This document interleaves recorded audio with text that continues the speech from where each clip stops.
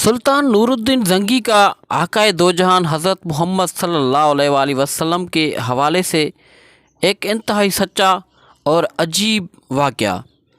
इशा की नमाज़ पढ़कर सोए के अचानक उठ बैठे और नम आँखों से फरमाया, मेरे होते हुए मेरे आका मेरे नबी सल्लल्लाहु अलैहि वसल्लम को कौन सता रहा है।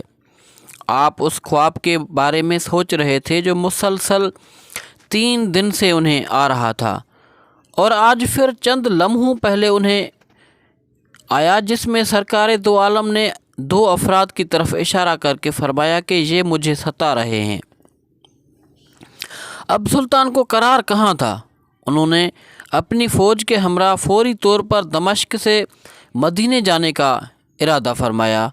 उस वक्त दमिश्क से मदीने का रास्ता 20-25 दिन का था, मगर आपने बगैर आराम किए ये रास्ता 16 दिन में तय किया। मदीना पहुंचकर आपने मदीना आने और जाने के तमाम रास्ते बंद करवा दिए और तमाम खास व आम को अपने साथ खाने पर बुलाया। अब लोग आ रहे थे और जा रहे थे, आप हर चेहरा देखते मगर आपको वो चेहरा नज़र न आए।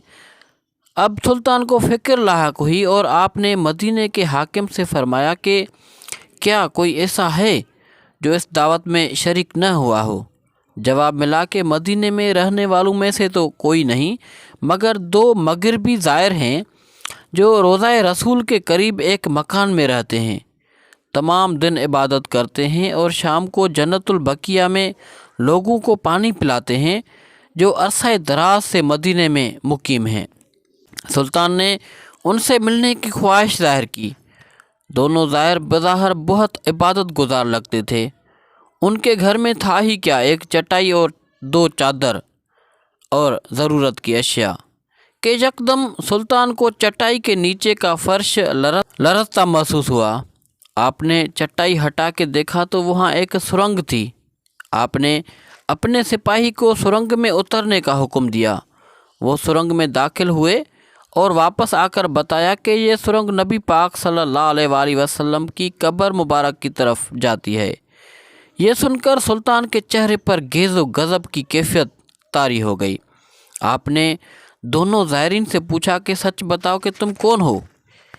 हीलो हुज्जत के बाद उन्होंने बताया कि वो नुसरानी हैं और अपनी कौम की तरफ से तुम्हारे पैगंबर के जिस्म अक़द्दस को चोरी करने पर मामूर किए गए हैं। सुल्तान ये सुनकर रोने लगे। उसी वक्त उन दोनों की गर्दनें उड़ा दी गई। सुल्तान रोते जाते और फरमाते जाते कि मेरा नसीब कि पूरी दुनिया में से इस खिदमत के लिए इस ग़ुलाम को चुना गया। उसके बाद सुल्तान खुद सुरंग में उतरे। सुरंग कब्र अक़द्दस तक पहुंच चुकी थी।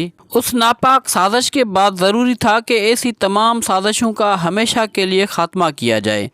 सुल्तान ने मुअम्मार बुलाए और कब्र अक़द्दस के चारों तरफ खंदक खोदने का हुक्म दिया, यहाँ तक कि पानी निकल आया।